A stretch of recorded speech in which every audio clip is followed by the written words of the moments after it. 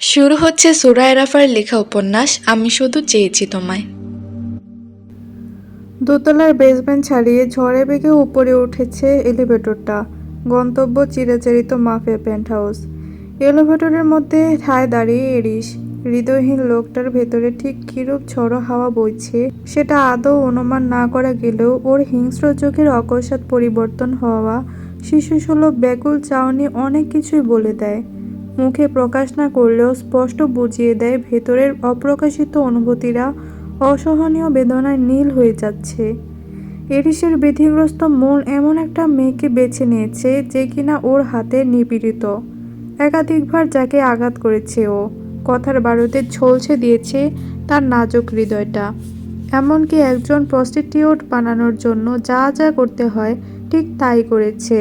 অথচ পৈশাচিক সত্তার বাইরে গিয়ে ওই মেয়েটার জন্যই বারবার বিচলিত হয়েছে ওর কলুষিত আবেগহীন চিত্ত। মাফিয়া বস দুর্বলতার ঊর্ধ্বে, কিন্তু এই মুহূর্তে এরিসের নিজেকে পৃথিবীর সবচেয়ে দুর্বল আর বোকা মানুষটি মনে হচ্ছে, যার পাথর হৃদয়টা দুমড়ে মুচড়ে শেষ হয়ে যাচ্ছে ওই সাধারণ মেয়েটার জন্য।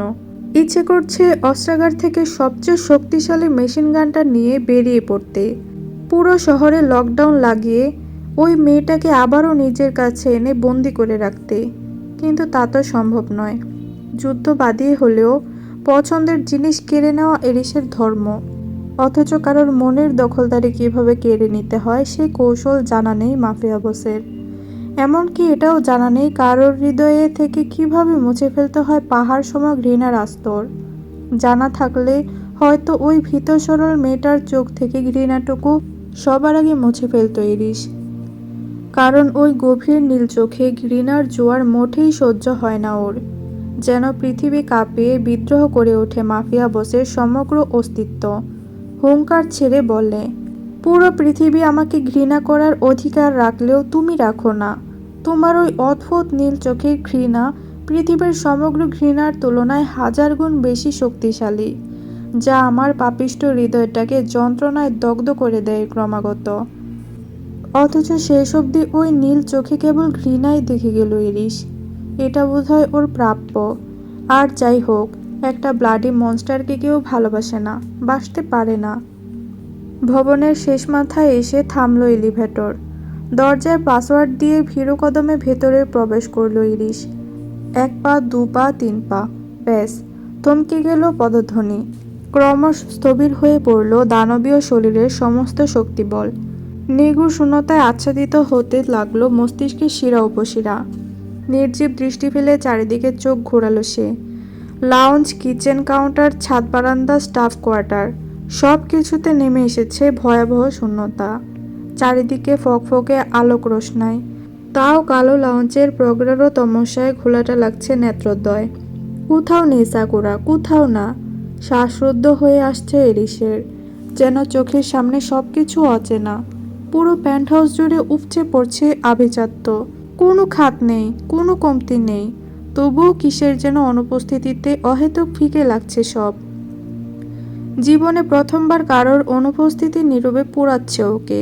হৃদযন্ত্রে হাতুড়ির মতো আঘাত করে ক্রমাগত বুঝিয়ে দিচ্ছে একটা অস্তিত্বের প্রয়োজনীয়তা।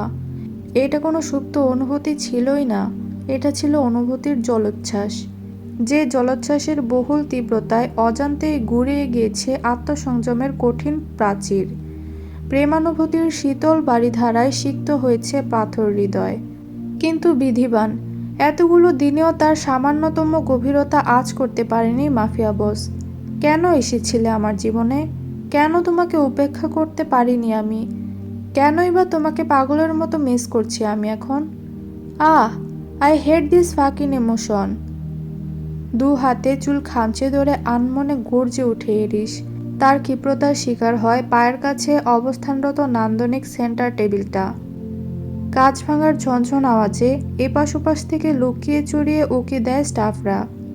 তাতে বিন্দু পরিমাণ ভ্রুক্ষেপ না করেও সামনে এগোয় এরিস, প্রচণ্ড ক্রোধের বশবর্তী হয়ে অতর্কিতে হাতের কাছে যা পায় সেটাকেই ছুঁড়ে ফেলে দেয় দিকবিদিক। মুহূর্তেই কাচের টুকরো আর ভাঙা আসবাবে ভরে ওঠে লাউঞ্জের তকতকে মসৃণ মেঝেটা। যুদ্ধটা যখন মনের সঙ্গে মস্তিষ্কের হয়, তখন দ্বিধাগ্রস্ততা হয় কেবলই রসিকতা।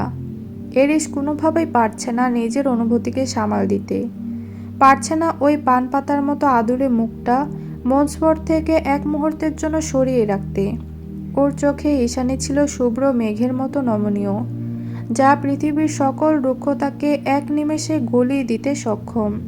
কিন্তু সে নমনীয়তাটুকু এখন আর অবশিষ্ট নেই।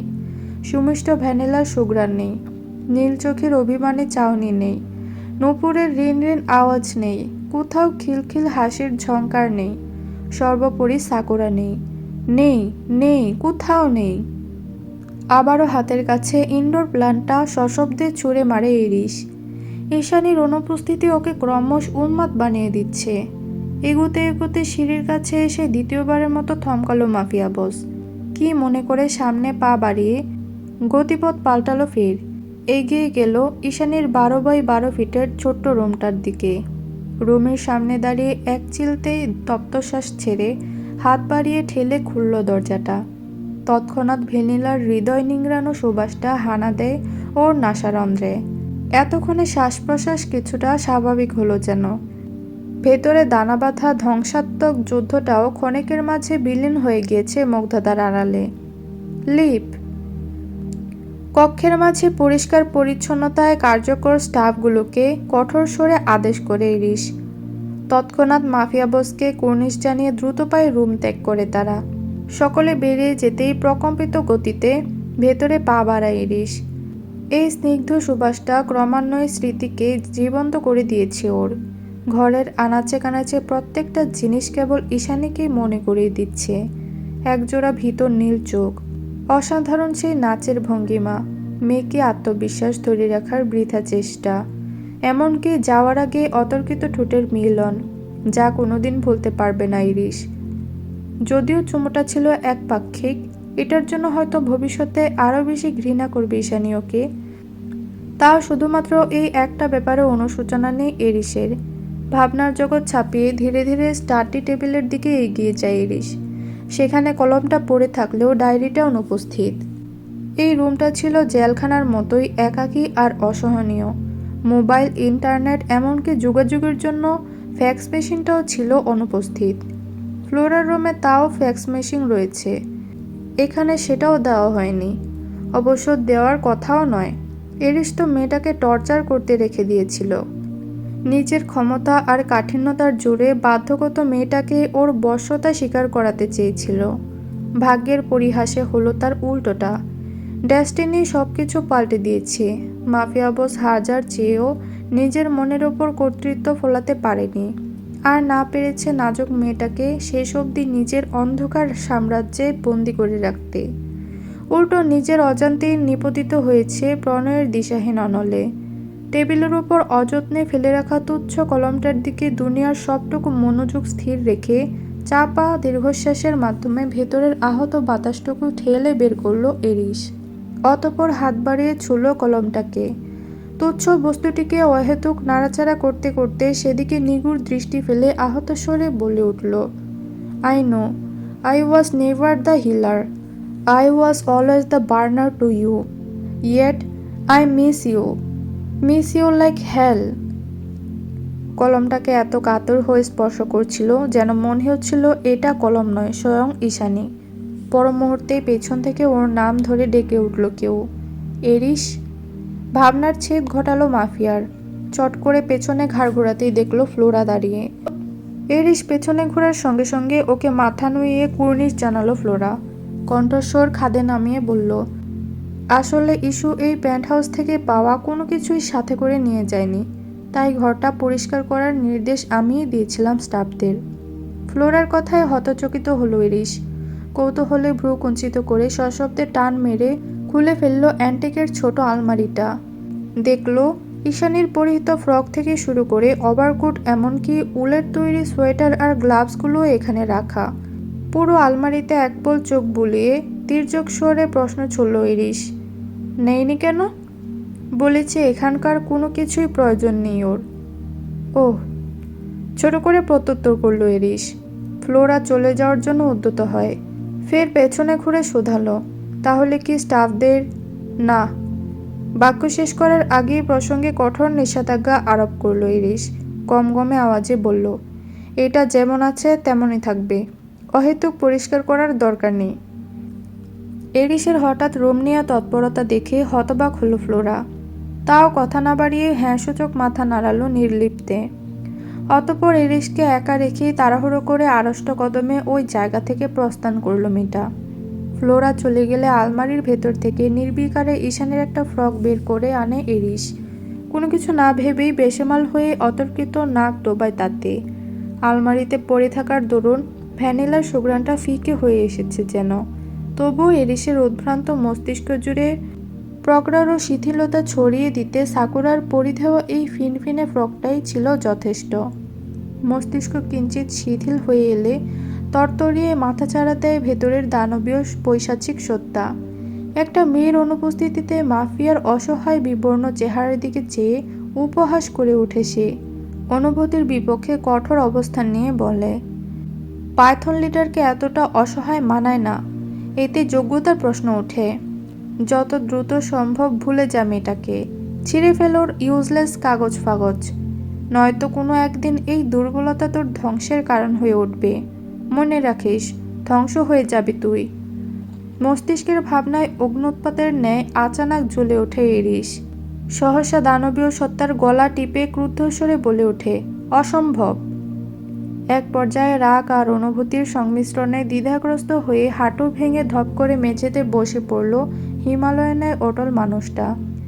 সুঠাম পৃষ্ঠদেশ গিয়ে ঠেকল সরু খাটের কার্নিশে। ঈশানের জামাটা তখনও এক হাতে মুঠিবদ্ধ। সেভাবেই মাথাটা শূন্যে এলিয়ে দিয়ে বিস্তার সিলিংয়ের দিকে দৃষ্টিপাত করল সে। আশ্চর্য, সমগ্র সিলিং জুড়ে একই দৃশ্য ভাসমান। বুকের মাঝে তোলপাড় করে দেওয়া সেই গভীর নীল চোখ। সেদিকে চেয়ে নিজের উপর বিদ্রূপ করে হাসল ইরিশ। পর মুহূর্তেই চোখ মুখে নেমে এলো তার বিষাদের ঘনঘটা। কেয়ৎক্ষণ অতিবাহিত হলো বিষণ্ণ নীরবতায়। পর মুহূর্তে মহাবিষ্টের ন্যায় পূর্ণ দৃষ্টি মেলে ভাসমান নীল চোখের দিকে চেয়ে থেকে মতিভ্রমে বিড়বিড়ালো মাফিয়া বস, তুমি ছিলে মরীচিকার সাম্রাজ্যে এক ফালি পথের দিশা, আধার হৃদয়ের এক টুকরো আলোর শিখা। তুমি আমার নামে লেখা সেই পবিত্র নীল আকাশ, যার অধিকার থেকে স্বয়ং বিচ্যুত আমি। অথচ তুমি শুধুই আমার, প্রেম আমার। কক্সবাজার, বাংলাদেশ। সূর্যের সোনালি রশ্মিতে জ্বলজ্বল করছে চারিদিক। দক্ষিণ থেকে ভেসে আসছে দেদুল্যমান উত্তাল সামুদ্রিক গর্জন। বৃক্ষ আচ্ছাদিত রাস্তার চারিপাশে মোটো মোটো সোনালি রোদের হাতছানি। বরফের মাঝে জমে নেই কোনো কিছু। গাছপালা, ঘরবাড়ি সবকিছু সতেজ।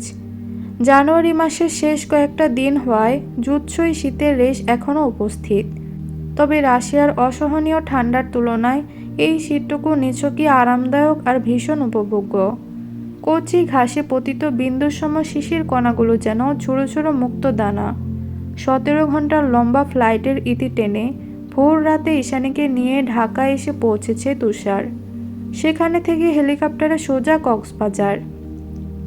আর এখন তুষারের ব্যক্তিগত রেঞ্জ রোভারটা ঊর্ধ্বশ্বাসে এগিয়ে যাচ্ছে ঈশানীদের শ্যাওলা পড়া ছোট দোতলা বাড়িটার অভিমুখে। চোখে রোদ চশমা এঁটে নির্লিপ্তে গাড়ি ড্রাইভ করছে তুষার। মুখের ওপর মাস্ক লাগানোর দরুন তার অভিব্যক্তি বুঝে ওঠা দায়। অন্তর্মুখী ঈশানী সেদিকে নজর দিল না খুব একটা। তুষারের কিসের এত দায়বদ্ধতা যে ওকে সুদূর রাশিয়া থেকে বাড়ি পর্যন্ত এগিয়ে দিচ্ছে? মাফিয়ারা তো এত সদয় নয়। প্রশ্নটা মনে এলেও মুখে প্রকাশ করার ইচ্ছে জাগেনি সুর। সহসা ঘাড় ফিরিয়ে সন্তর্পণে নামিয়ে দিয়েছে গাড়ির টিন্টের জানালাটা। জানালা নামাতেই একছত্র দমকা বাতাসে শরীরের লোমকূপ দাঁড়িয়ে গেল নিমেষে। বহুদিন বাদে ভেজা মাটির সোদা গন্ধে প্রাণ জুড়িয়ে এলো ওর। ঈশানী আজ ভীষণ খুশি। চোখে মুখে জড়ো হয়েছে উপচে পড়া প্রফুল্লতা। জানালায় চিবুক ঠেকিয়ে এতটা বিভোর নয়নে চারিদিক অবলোকন করছে যেন সবকিছুই ওর কাছে নতুন। ঠোঁটের আগায় লেপ্টে আছে সদ্য জন্মানো শিশুর ন্যায় এক চিলতে বিমোহিত হাসি, অশ্রুসিক্ত নয়ন। ঈশানী জানে না এতগুলো দিনে বাদে বাড়িতে ওর জন্য ঠিক কী অপেক্ষা করছে। জানতে চায়ও না। এই মুহূর্তে বেঁচে ফেরার আনন্দের তুলনায় ওর নিকট সবকিছু তুচ্ছ, সব। আই থিঙ্ক এটাই তোমাদের বাড়ি। গাড়িটা স্থির হতে না হতেই সম্বিত ফিরে পেল ঈশানী। হতচকিত নয়নে সামনের দিকে দৃষ্টিপাত করতে ওপাশ থেকে বহুক্ষণের নীরবতা ভাঙল তুষার। সি, শেওলা পড়া দোতলা বাড়ি। অভিমানী অশ্রুজলে ভরে উঠেছে চোখের কার্নিশ, কণ্ঠনালী রোধ করেছে জমে থাকা কান্নার জোয়ার। নিজের সুপরিচিত বাড়িটার দিকে একপল দৃষ্টি বুলিয়ে তুষারের পানে ঘাড় ঘুরিয়ে সবেগে মাথা নাড়াল ঈশানী, যার অর্থ হ্যাঁ, এটাই আমার বাড়ি। অতঃপর তড়িঘড়ি করে গাড়ি থেকে নেমে গেল ঈশানী। আনন্দে আত্মহারা হয়ে দু কদম এগিয়ে গিয়ে ফের ঘুরে এলো গাড়ির দিকে। দ্বিধাগ্রস্ত হস্তে টোকা দিল জানালায়। তুষার ফিরে যাওয়ার প্রস্তুতি নিচ্ছিল, এমন সময় হঠাৎ জানালায় কড়া নাড়ার আওয়াজে কাঁচ নামালো সে। দেখল মাথাটা আলতো নুইয়ে এদিকেই তাকিয়ে আছে ঈশানী। সরল কপালে ভাঁজ পড়ল তুষারের। প্রশ্নসূচক দৃষ্টি নিক্ষেপ করে অস্ফুটে শুধালো, কিছু বলতে চাও? এতদূর পৌঁছে দেওয়ার জন্য আপনাকে অসংখ্য ধন্যবাদ।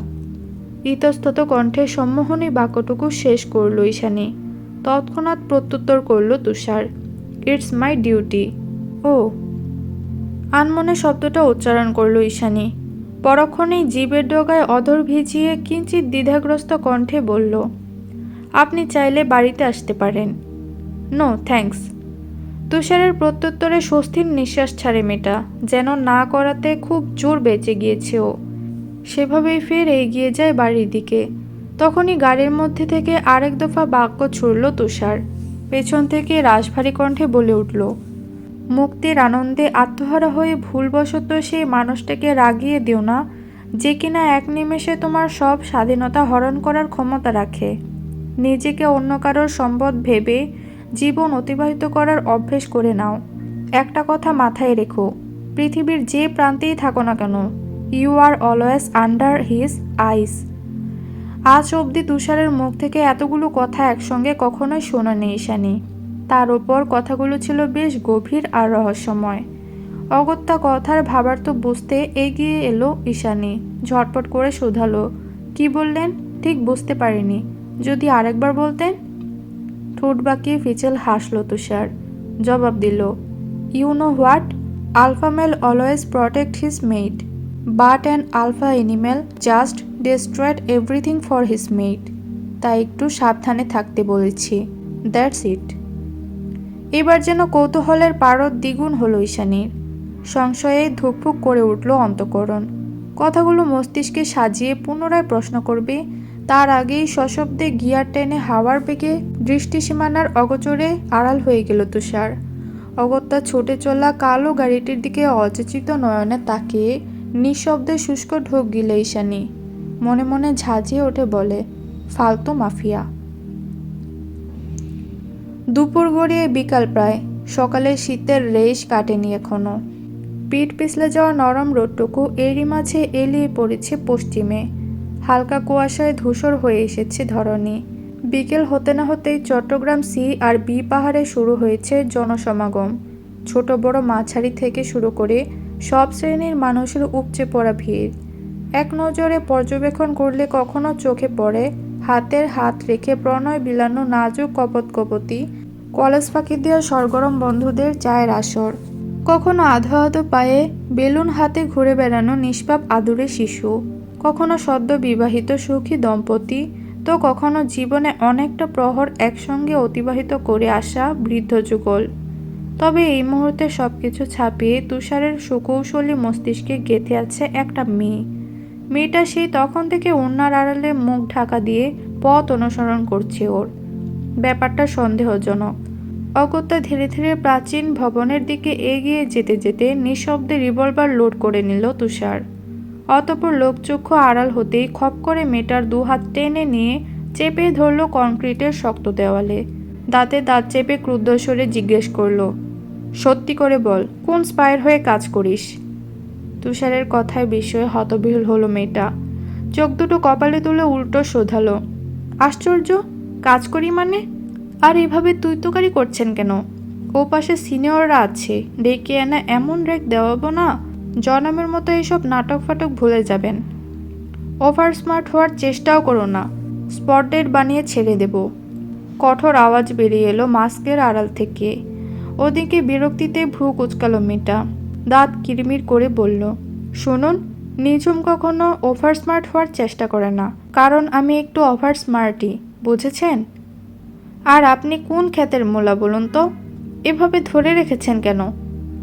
কথা শেষ হতে না হতেই একটানে তুষারের মাস্কটা খুলে হাতে নিয়ে এলো নিঝুম। মাস্কে হাত দেওয়ার কারণে ন্যানো সেকেন্ডের মাঝে ওর কপালে রিভলভারটা তাক করালো তুষার। অকস্মাৎ ঘটনাটি ঝড়ের গতিতে ঘটে গেল যেন। ওদিকে তুষারের মাস্ক খোলার পর থেকেই দৃষ্টিতে পলক ছাড়ছে না নিঝুম। তিন দুনিয়া ভুলে এক দৃষ্টে তাকিয়ে আছে সামনের মানুষটার দিকে। তামাটে বর্ণের সুদর্শন লোকটার মুখাবয়ব দেখে যতটা না বিমোহিত হয়েছে, তার চেয়েও বেশি আশ্চর্য হয়েছে তার কর্মকাণ্ডে। চোখ উঁচিয়ে কপালে তাক করানো রিভলভারটার দিকে একপল নজর দিয়ে হতবাক হয়ে গেল নিঝুম। দু হাতে মুখ ঢেকে কণ্ঠের স্বকীয়তা ধরে রেখে বলল, উবুক, পিস্তলও দেখি আছে। সত্যি সত্যি নাটক করেন নাকি? আপনি নিশ্চয়ই হিরো। ভিলেন, গম্ভীর স্বরে জবাব দিল তুষার। হতাশে মুখ দিয়ে চ উচ্চারণ করল নিঝুম। বলল, না, ভিলেনটা ঠিক মানালো না, হিরো হলে ভালো হতো। ঠোঁট বাঁকিয়ে ক্রুড়ো হাসল তুষার। মেয়েটাকে ছেড়ে দিয়ে পেছনে ঘুরে লম্বা পা ফেলে এগিয়ে যেতে যেতে বলল, a villain is always hero in his own mind. লোকটার কথায় আপনা আপনি অধৈর্যগোল ফাঁকা হয়ে গেল নিঝুমের। মুখাবয়ব রক্তিম হয়ে উঠল অজানা শিহরণে। চোখের মাঝে আকাশসম উচ্ছ্বাস ধরে রেখে একা একাই বিড়বিড়ালো মেয়েটা, বাট আই লাভ ভিলেন। পর মুহূর্তে কি ভেবে যেন হুট করে উচ্ছ্বাসের জোয়ারে ভাটে পড়ল ওর। লোকটার যাওয়ার পানে চেয়ে চকিতে দাঁতের আগায় জিভ কেটে চনমনিয়ে উঠল নিঝুম। আফসোসের স্বরে বলল, ইস, ওনাকে ফলো করার কারণটাই তো বলা হলো না। কি ভেবে নিল কে জানে। দৃষ্টিসীমানায় তখনও ভেসেছিল লোকটার আবছা অবয়ব। সেটাই কাজে লাগালো নিঝুম। চট করেই ব্যাগ থেকে স্টিকি নোট আর কলম বের করে টুকে নিল লোকটার আনকমন ক্যানভাস জ্যাকেটের লোগোটি, রেট্রো ট্রেকার। এইটুকুই ছিল আমি শুধু চেয়েছি তোমায় গল্পের পর্ব 26-2। ভিডিওটি ভালো লাগলে একটি লাইক দিবেন এবং পরবর্তী পর্বগুলো দেখতে চ্যানেলটি সাবস্ক্রাইব করে রাখবেন।